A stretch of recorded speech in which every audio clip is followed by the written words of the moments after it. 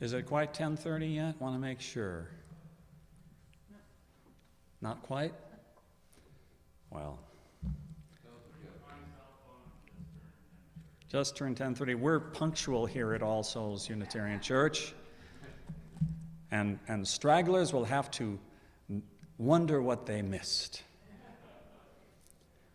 Welcome to All Souls Unitarian Universalist Church of Greenfield. I'm Dan Tynan, and I'm your somewhat temporary worship host this morning. I got to skedaddle up to Bernardston about halfway through the service.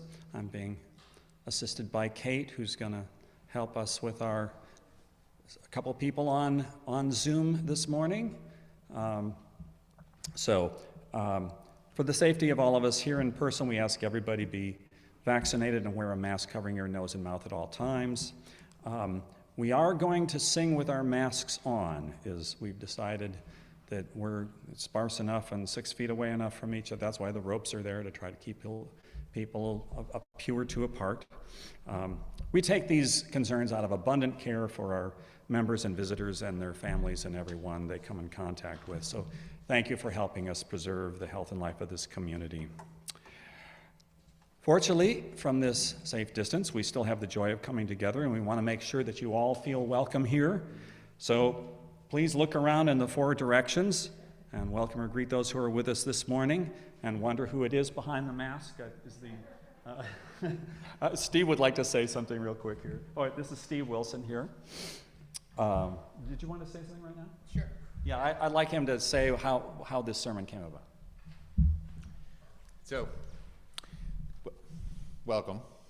Me, I guess. You're the regulars. So this is a service that started, I was asked to explain to the principals to the coming-of-age kids in California. So I just sort of rambled through it, and somebody said, you should do that as a sermon. And it really is. It's not like it's a brain surgery to explain how the principles came to be in a sermon.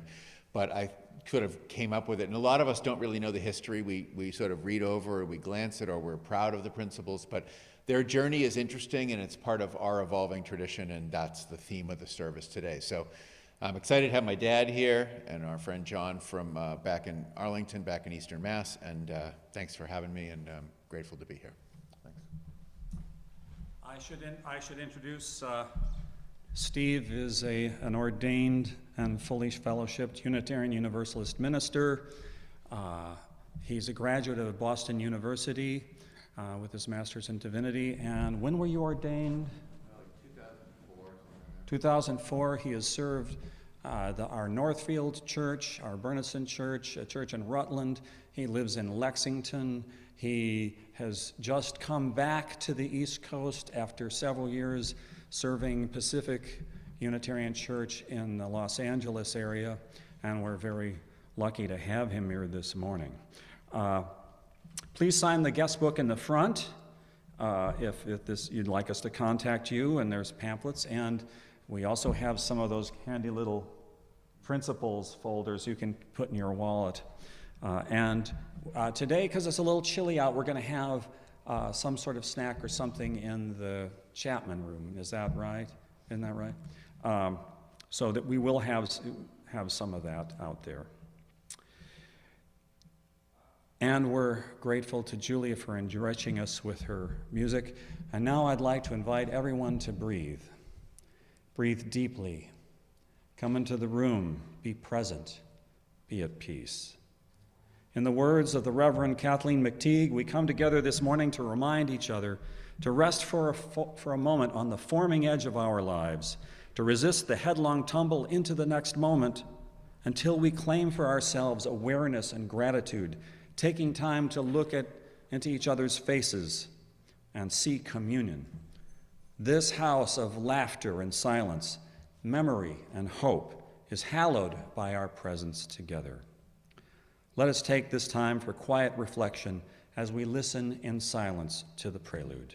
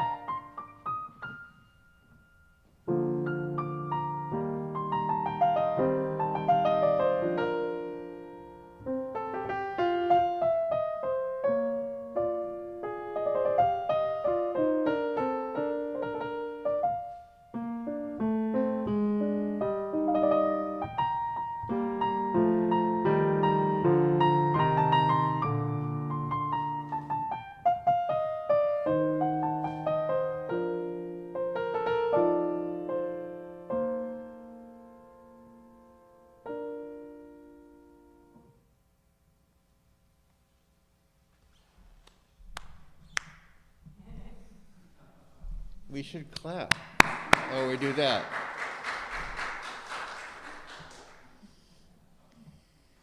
Lovely. We were just traveling up with John, whose grandfather was a symphony orchestra director from Vienna or from Austria, so that was classical music on the mind. I'm going to light our chalice with these words. We gather here together, each of us a flame, each of us burning with love and hope. Some burn brightly, others' flames have dwindled, leaving just the faintest glow. Together, we light this one flame to reflect the illumination we bring, to strengthen the lights of those that have dimmed, and to offer our love to brighten the world.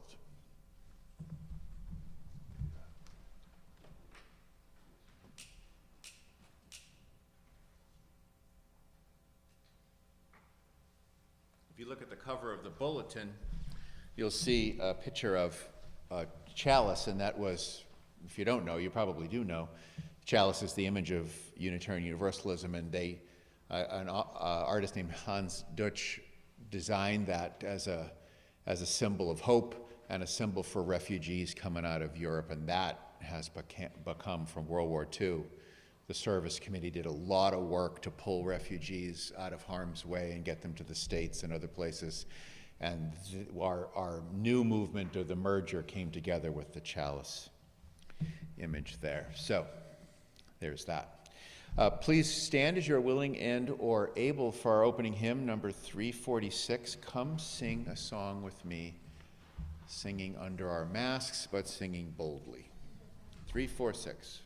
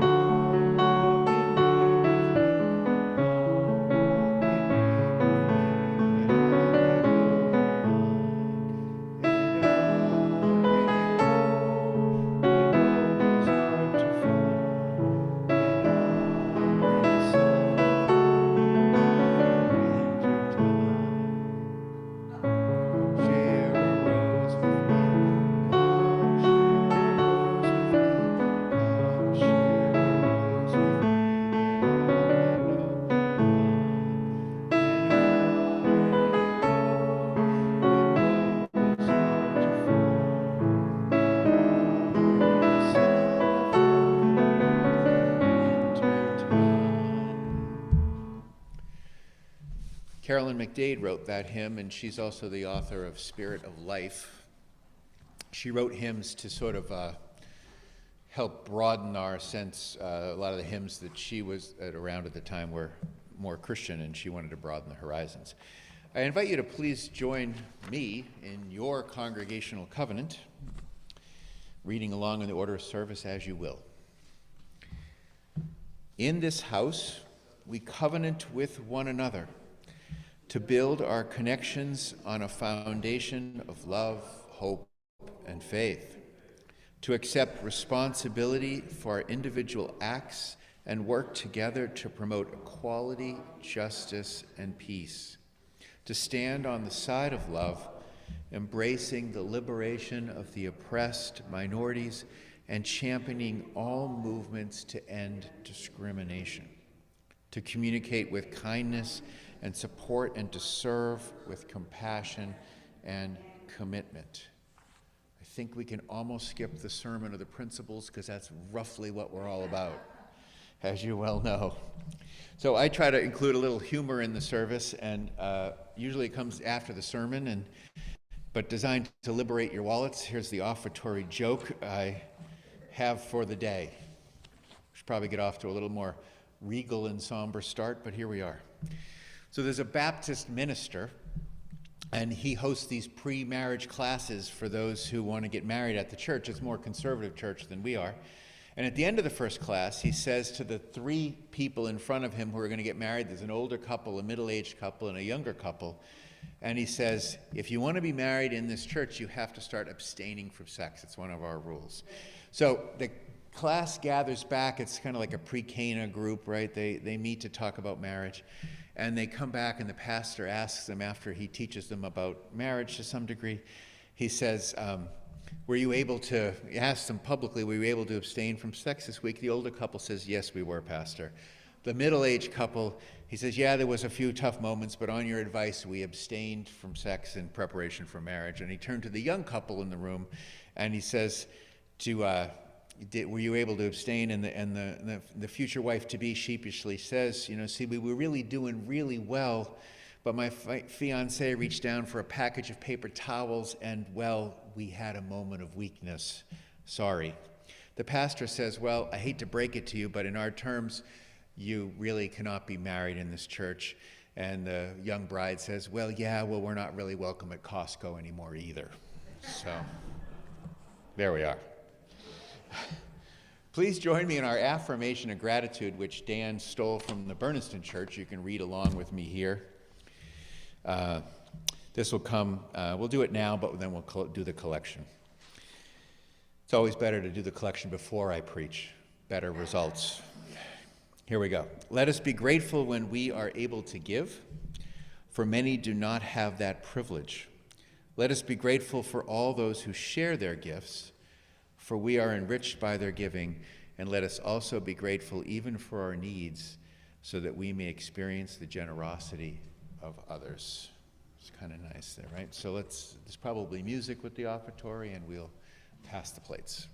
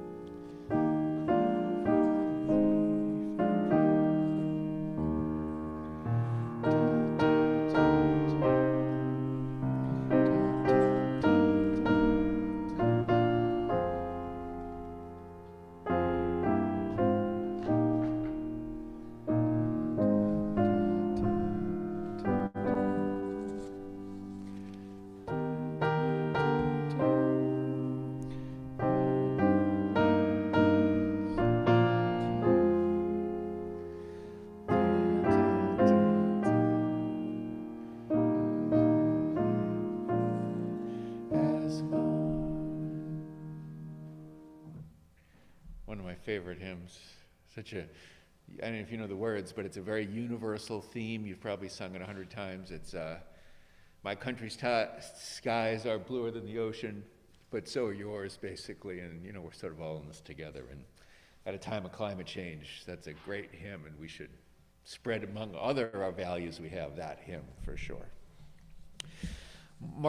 Meg Barnwell. Does anybody know who Meg Barnwell is? You do.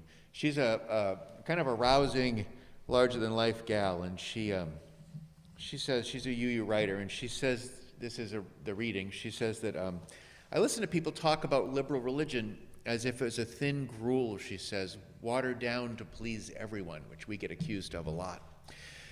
Our 7 principles, they complain, are either too much like a creed or too general to be meaningless. But my experience, she says, of the principles is they're deeply demanding. First, one asks me to affirm and promote the inherent worth and dignity of every person. I'm also supposed to value the democratic process, hearing the voice of everyone equally and allowing everyone their say. For those who think this is a thin gruel, she says, I have a suggestion. Stick on to the end of every principle, and you have the principles here in a flyer if you want to play along. Stick at the end of every principle the attachment with the phrase, beginning in our homes and congregations, and see how it is. She says we'd be faced with affirming things like the goal of peace, liberty, and justice for all, beginning in our homes and congregations. Anyone who's raised children knows that peace is often at odds with liberty, and that justice demands a disturbance of the peace. To those 3 together in one principle is both outrageous and lovely. It's easier to think about working towards them in some kind of global context than in the context of Cheerios and pajamas, car keys, and forcing the kids to clean up their bedroom. Equity, justice, and compassion in human relations, beginning in our homes and congregations, is a sobering ideal too, she says. Peace and compassion in my heart, justice too, freedom as well. Affirming the worth of every person all the time, not only with my words, but with my behavior, but in my secret heart as well. That's hard. For me, the heart of the liberal faith is to be connected to something greater than yourself, she says, to wallow in the spirit of life, love, and truth, to have fair trade coffee and important conversations, to stand for love and to stand against quibbling. Complaining and flouncing off in a huff is contained in our principles, she says, to move towards being in right relationship with ourselves, one another, and our planet. For me, this isn't a thin gruel. It's a feast prepared with effort, enjoyment, persistence, and commitment. She invites us, she says, care to join me. So there we are. Please join me now, standing as you are willing and are able, or even as you want to, in hymn 145, As Tranquil Streams. 145. 145.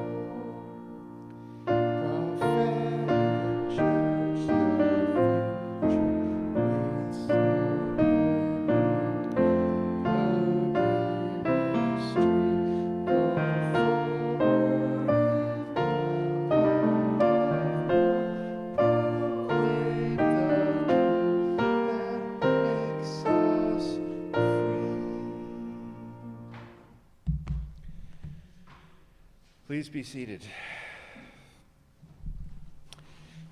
You have maybe one of these, and you certainly should have one of these. Maybe not color, but. In the pocket, they're there too. And these are the principles. So I was explaining them to the kids at church in California. They've lasted, our principles, the 7 principles, have lasted unchanged for almost 30 years.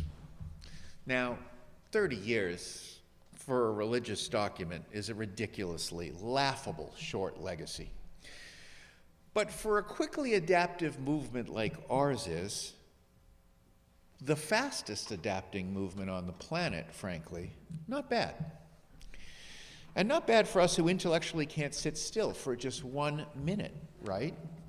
And for a group that draws a crowd like you, whose specialty is reading ahead in the hymns to discover what you don't agree with, the 7 principles and the sources along with them have been woven into our fabric of denominational life pretty well. They're in the hymnal. They're digested enough in the UU world that Beacon Press, the UU-owned book publisher, demands that every editorial proposal contains a statement about how this book supports and affirms our 7 principles. I don't know if you knew that or not. They also are the guiding principles and sort of guiding things for any UU curriculum that comes up when they're putting that together. And so, you know, they're kind of emerging as a thing. And there's also, as you well know, talk of an 8th principle, which has an anti-racist component, and you can read that on your sheets there. So the 8th principle is designed to be intentionally anti-racist in all of our acts, which, you know, each sort of principle has a kind of guiding principle. We tend to think of the 7th as the environmental one, although it really speaks to a much more greater interdependence. So the 8th principle will probably be passed fairly soon, and I know that you've voted on it successfully or in the middle of that, somewhere there. Anyway, there is a little trouble with the principles, and for the real staunch sort of UUs out there, there's a thought that there's a creeping creedalism attached that threatens our independence from, well, one another as churches. And they're right, and working under the principles is a tiny bit like having a creed. And the question any UU should ask themselves is, do they feel like they bind us? I don't feel like they bind us too much. I don't think they're hardly onerous or constraining. In fact, only a UU would choose to bother to read through them enough to disagree for the most part. Our principles don't tell you that you can't drink milk while wearing wool, or that you have to tithe a certain amount, or our principles ask you to consider, this is the way I think of them. Maybe not Meg Barnwell's way of thinking about them. Our principles ask us to consider maybe, if you spiritually feel up to it, that you should try to see the good in others, cooperate in a democratic way that would build a peaceful world. Think about what your mind and soul really calls you to do in this life, and reflect on the interconnected way in which things work. Almost everything we say, from that affirmation to your covenant, is about the same thing. The present system we have began with a set of principles adopted in 1961, and I've put those 6 principles from 1961 when we consolidated. These were the principles that originally guided us. You can read through them, but I'm going to talk about them in a minute, or right now maybe. This earlier version did not come without some controversy. They didn't live too long before they were really challenged. They began to be challenged in the 70s, so not long after they were initially implemented. It was designed to pull us together, and they were hotly debated. In fact, they were fought over enough that they nearly prevented the merger, these 61 principles. Who here has any legacy with the UUs enough that they would remember that debate? More than normal. So the conflict at the time was primarily, at the time of the merger, was primarily theological. The heat of the debate as we merged was, how would these new statements speak to our Judeo-Christian heritage and roots? That was the debate. And whether they would include such phrases as, love to God and love to man. So before the Universalists and Unitarians could merge, they spent for this 24-hour heated discussion period over how to deal with basically our new relationship with each other and the relationship that we had with our Christian roots. And when anyone who's a UU thinks about how Christian we are, there really is a couple good answers. And the answers come, both arguments are valid. If you focus more on who we have been as a movement, and you think of the heritage and the legacy of the time of Unitarians and Universalists separately, you tend to probably think we need to honor our Christian roots more, the more Christian we are, right? We have the form of, we're classic Protestants in many ways. Here we are, standing in a church singing hymns. The structure has a very Protestant feel to it.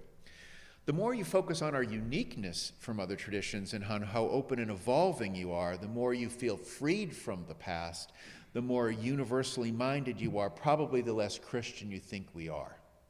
The fact that Universalists remain more exclusively Christian for longer and they were humbled by their role in the merger, getting the second name, and generally needing the merger maybe a little bit more than the Unitarians did, only wrinkled the waters and the pressure between those two groups more.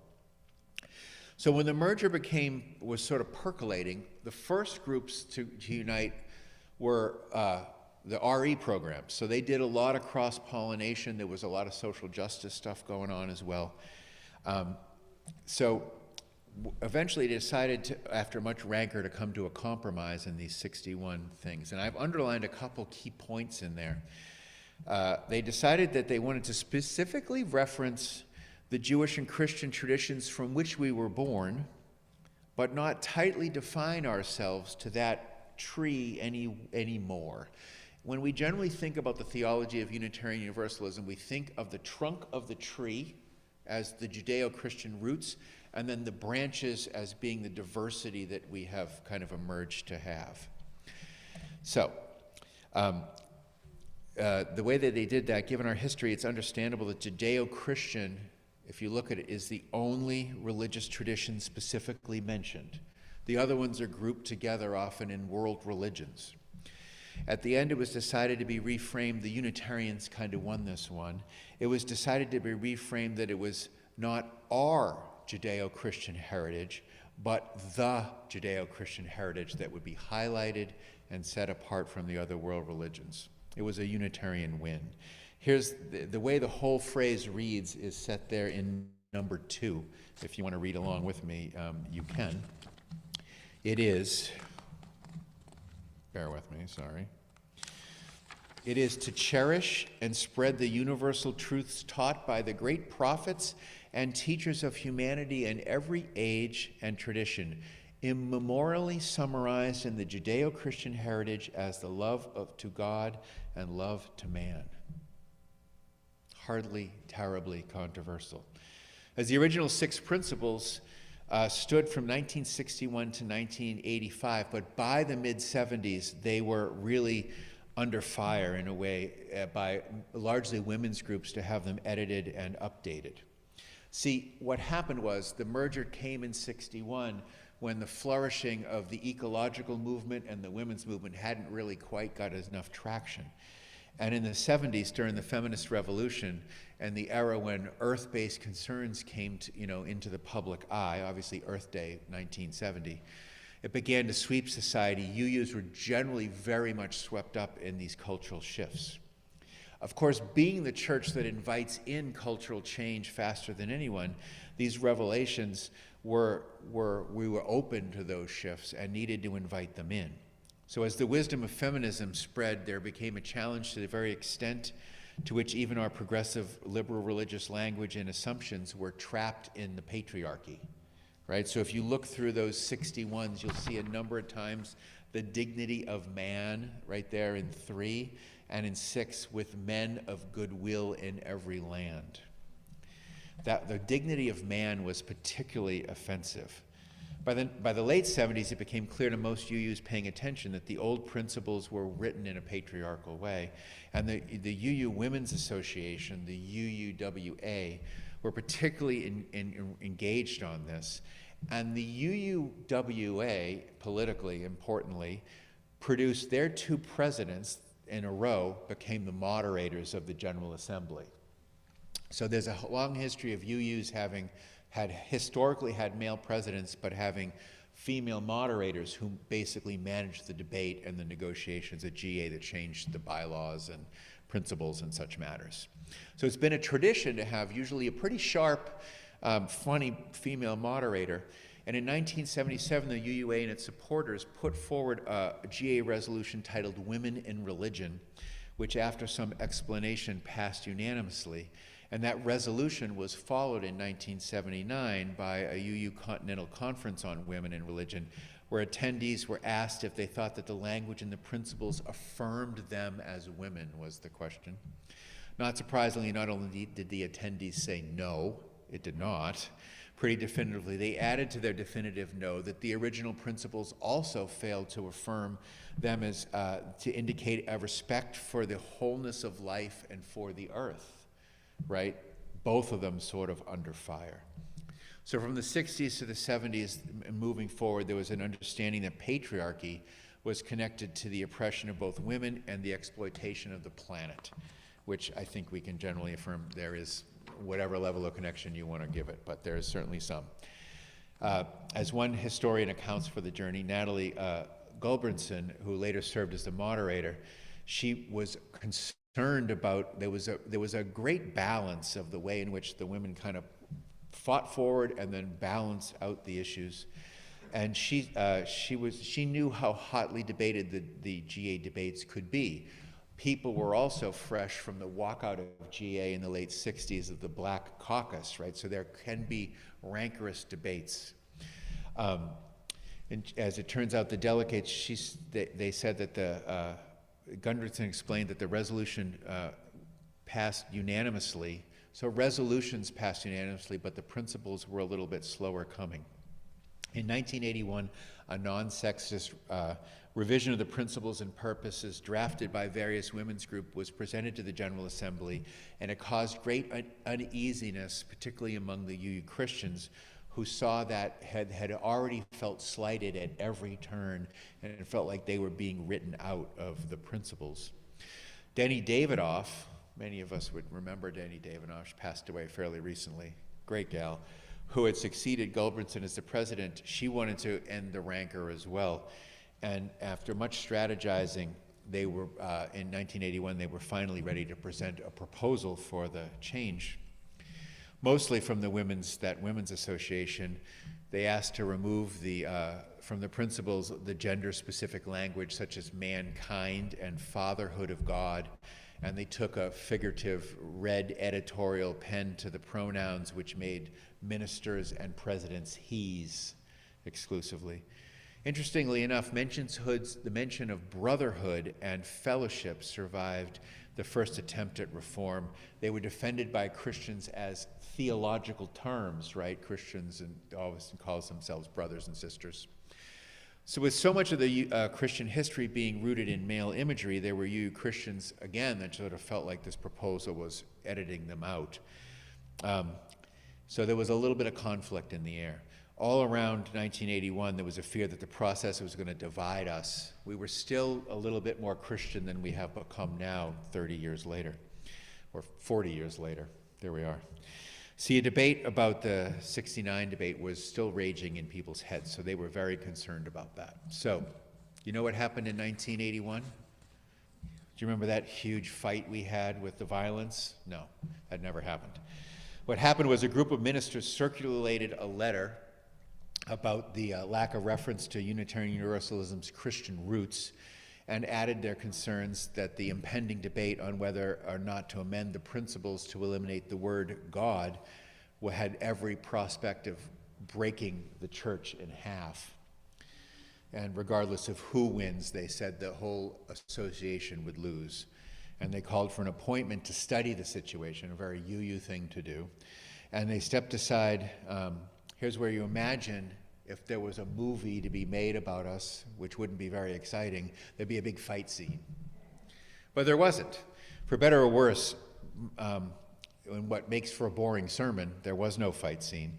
With the fear of schism on her brain, Denny Davidoff, who had been a leader and was a leader in the UU Women's Association, decided to pause that debate at the General Assembly and to seek a special committee to take the time to study the issue and put it out broadly into the congregations and come up with another revision of the principles that was more democratically created than the one essentially more or less created by the Women's Association.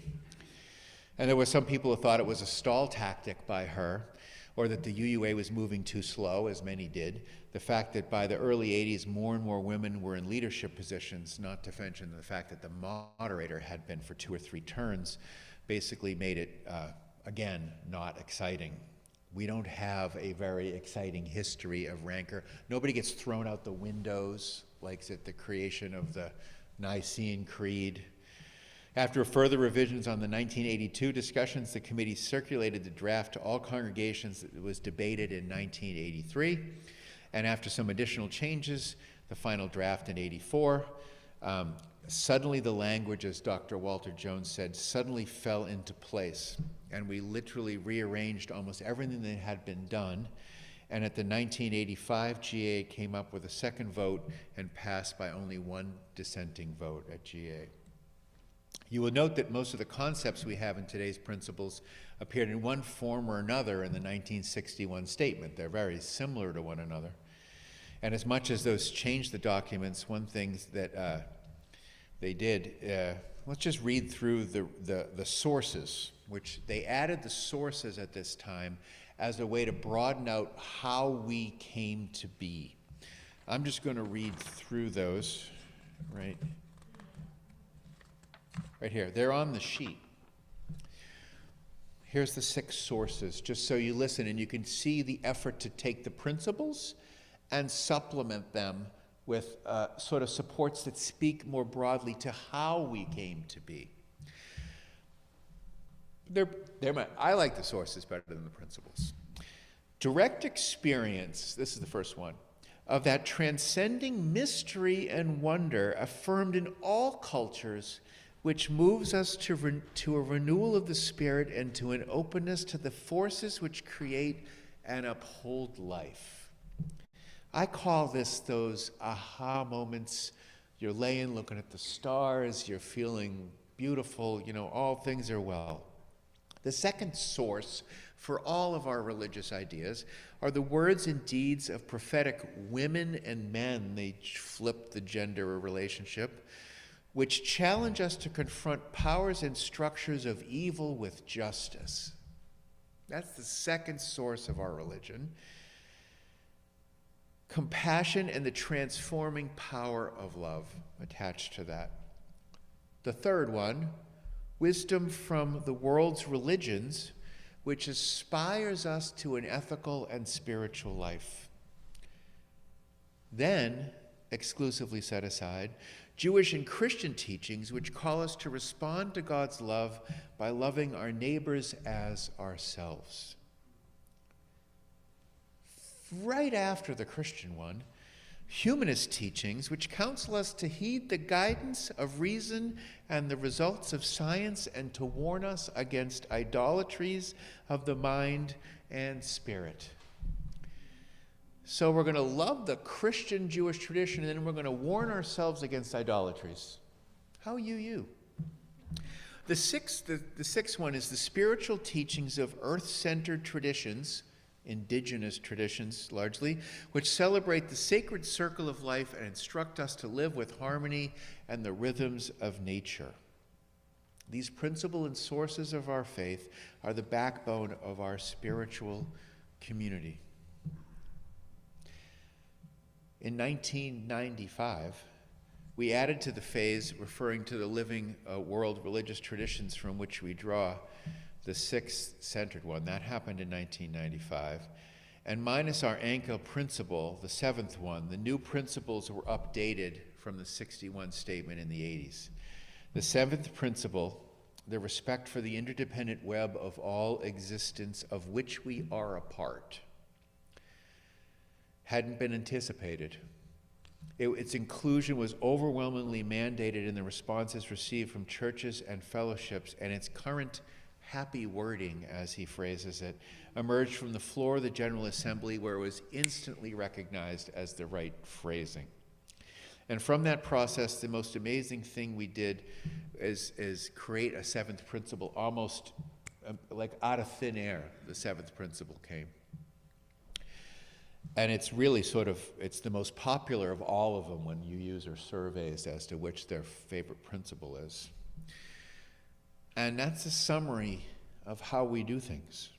You'll notice that the switch from the free and disciplined search for truth, if you want to look at that 1961 statement, to the free and responsible search for truth and meaning is a very subtle change.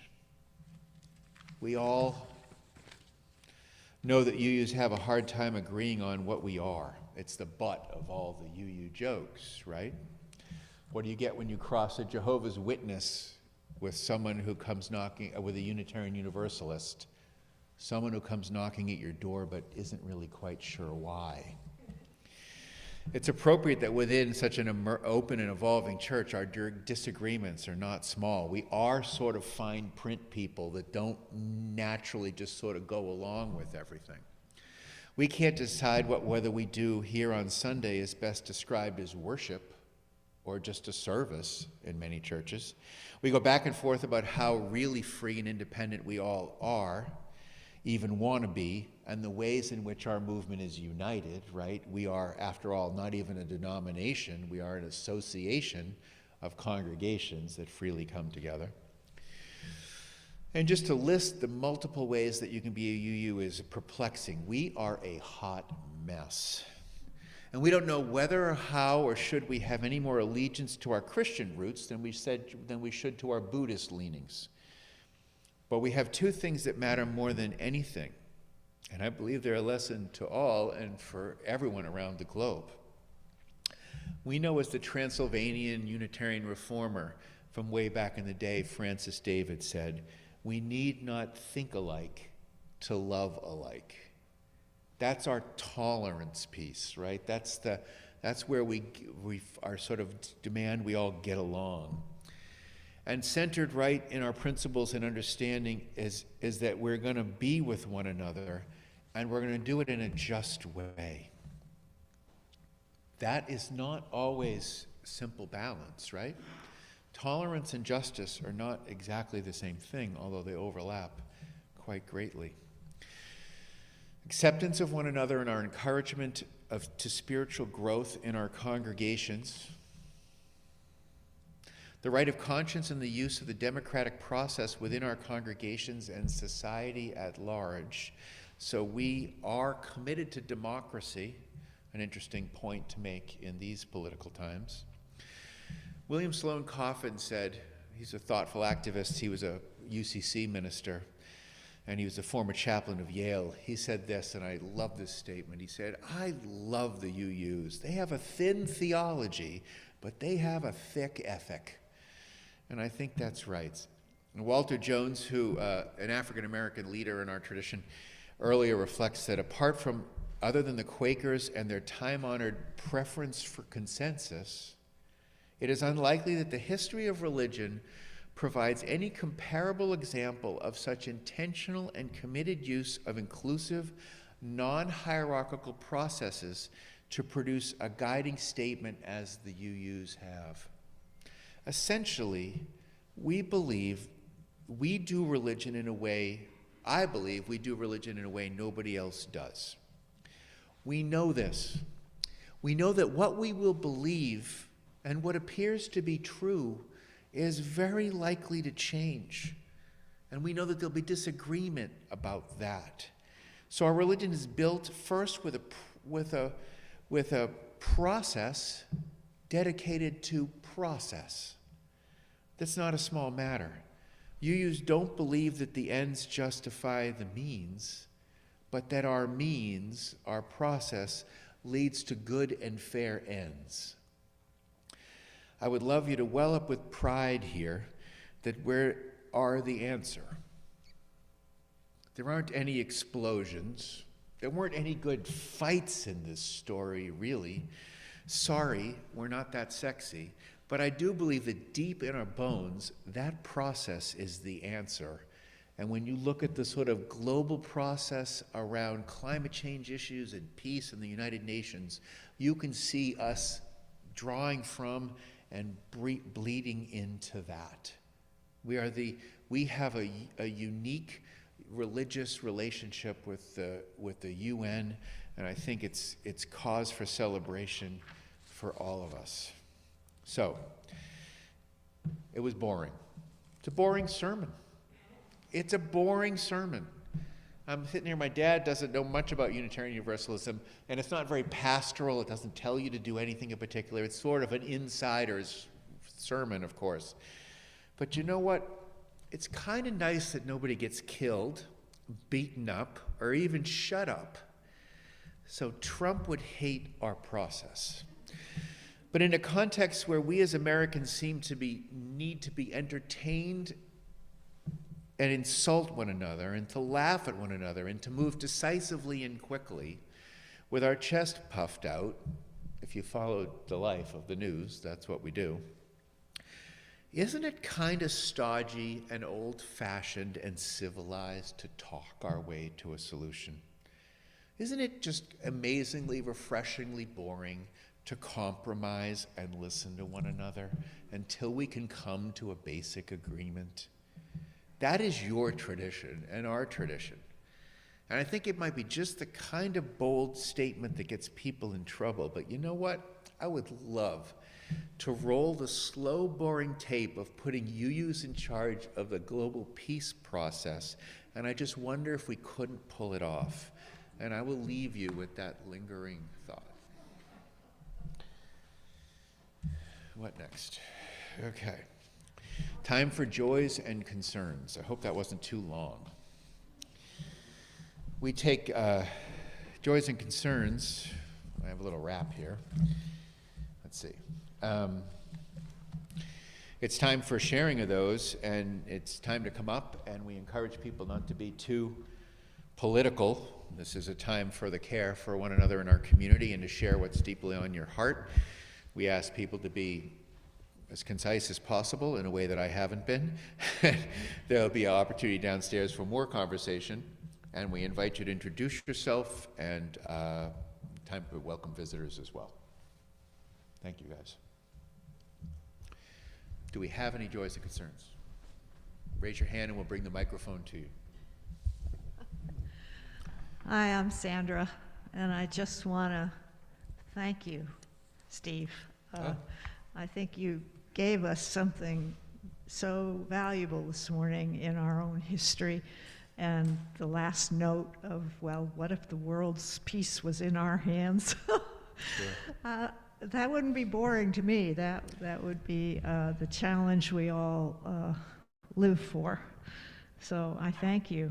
And I also want to, in a heartfelt way, call out to the women in Iran and the women in Russia who are standing up for their truth at great risk to their lives. I want us to send them love and courage and solidarity. Thank you.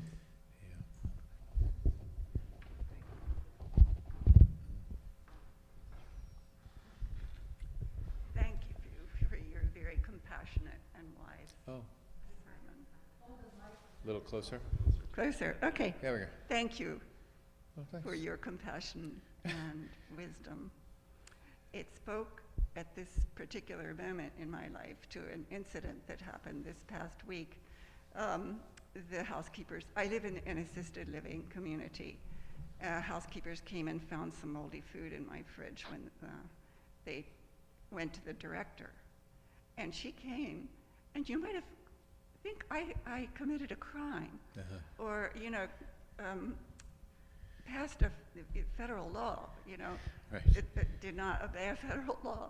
And it has led to real rancor and unfortunate hostility.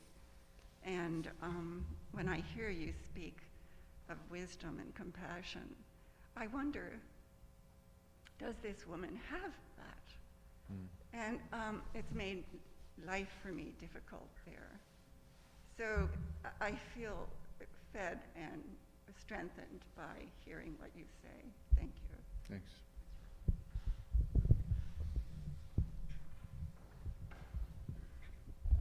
Hi, I'm Chris Parham. My husband Rocky and I just wanted to let everyone know a special joy we had in July. Our son Thomas got married. So, Oh, cool. yeah.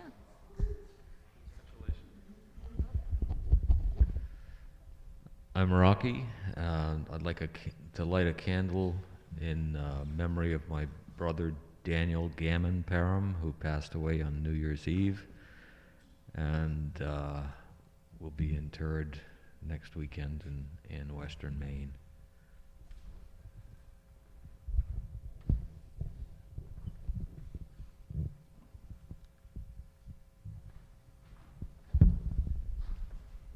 I'm Rob. Would you light a candle, please, for the people who've been devastated by Fiona, and the hope that it will not prevent my partner, who's been planning a trip to Prince Edward Island for weeks and is due to leave in 2 days, from that still being able to happen. I share the chorus of appreciation for our long and boring history, and it rekindled my determination to have a UU bumper sticker that says, "There are some questions that just can't be answered, but there are no answers that can't be questioned." Good one.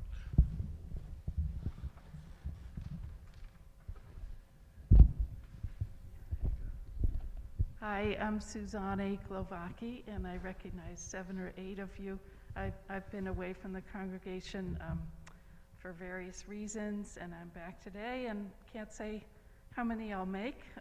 Been dealing with sickness and fatigue, so I'm very happy to be here and really wanted to hear your talk, and it was great. So nice to see everyone. I think Link helped hold the book when I signed as a member in 1989. Welcome back.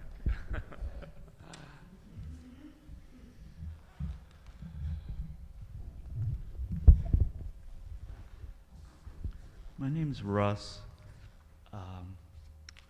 Like, if you could light 2 candles, if you have there. Saw in the paper yesterday that a woman named Beth Hubbard passed away, who I did not know well, hadn't seen in years, but knew primarily through the community of the co-op. And since I'm in a community here, I just want to share a feeling of sadness of somebody who, when I used to see, there was always a smile. You know, it was nice, and she was a little younger than me, so I feel sadness. And for the other candle, I'm not placing a meaning on this, but I guess I feel some sadness today, seeing so much space in the church. There are only so many people here, and not saying a reason for why there are the number of people here today, but I guess I'm just missing when there were more people here more often. And again, it's community. Thank you.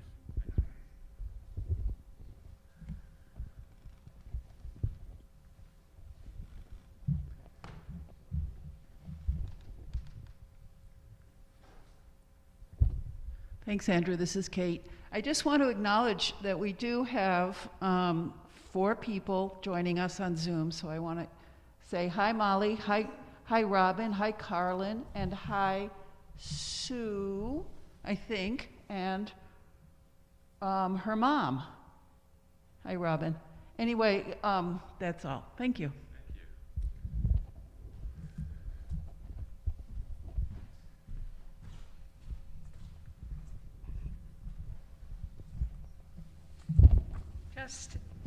My name's Pam, and people are used to me talking about climate change, and here we had this newspaper, Revelation. If you haven't read the newspaper, you should have a look. I've got a spare copy. But climate change is on the front page, and it's going to be on the front page for Saturdays from now till December, they say. So my heart is like, whoa.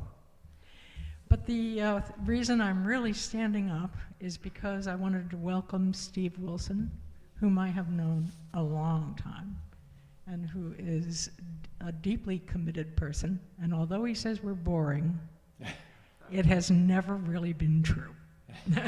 Because this denomination, about half the ministers who showed up at the Pettus Bridge were UUs.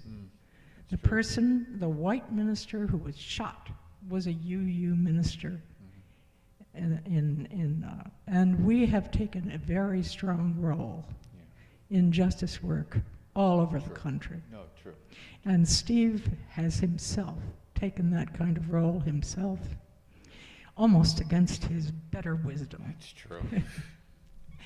And when I was the director of UUJEC, Steve was the chair of the board. That's right. So for this church, it may look like we're small, but we are mighty. We have taken a very strong lead in many ways. Absolutely. Like the newspaper said, that Racial Justice Rising started the Black Lives Matter, but actually this church was the first. And Molly Chambers, who's not here today, but is probably on the thing, can take credit. This is the 19th year for the Anti-Racism Film Festival, which will be held on October 23rd. And so I just congratulate this basically very small but powerful group of people for being who we are, where we are, and in the presence of each other, doing our best. Doing our best. Thanks, Pam.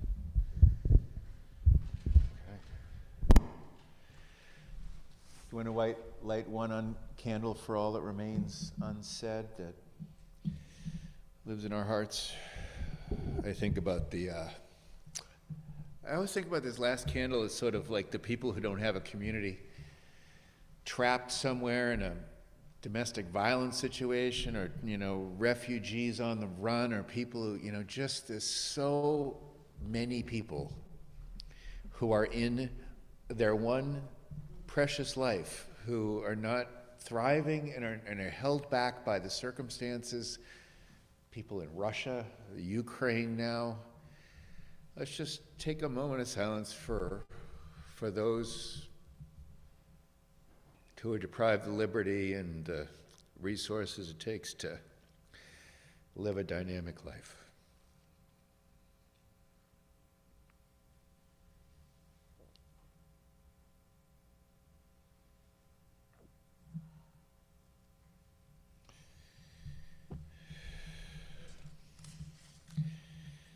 Here's my prayer. May those who have known loss never feel alone.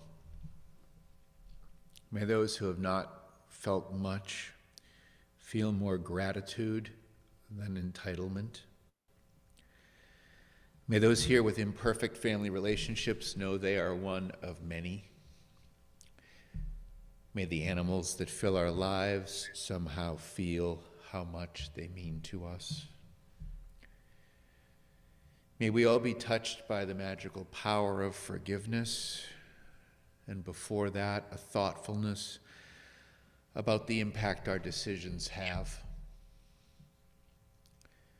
May jealousy never get the best of us, and may humor express rather than mask our concern for one another. We take those deep thoughts to a moment of silence.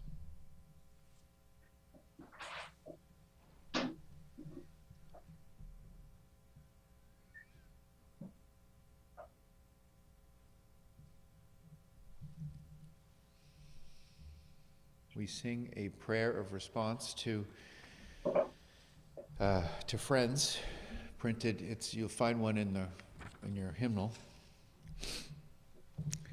I'm not going to lead this because I've never heard it. So, someone other than me. There we are.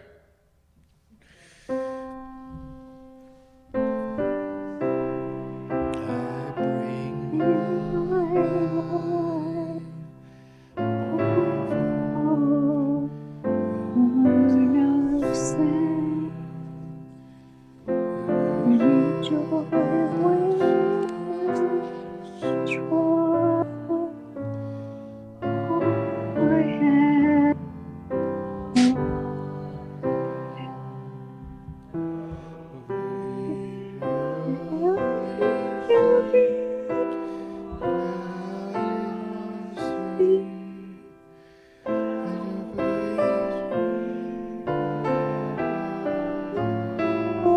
be restless.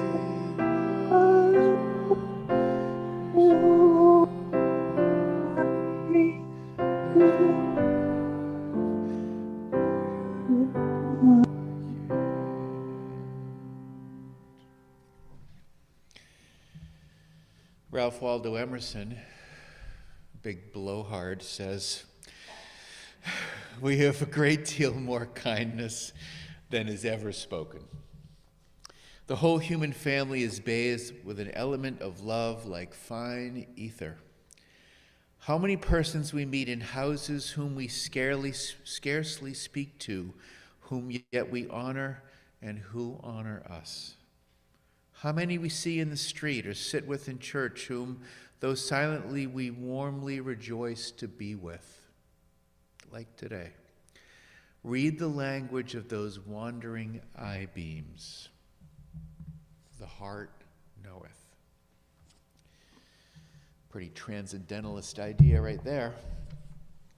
Let us sing with our masks on our closing hymn, to our tradition held fast, 316 in our hymnal, 316.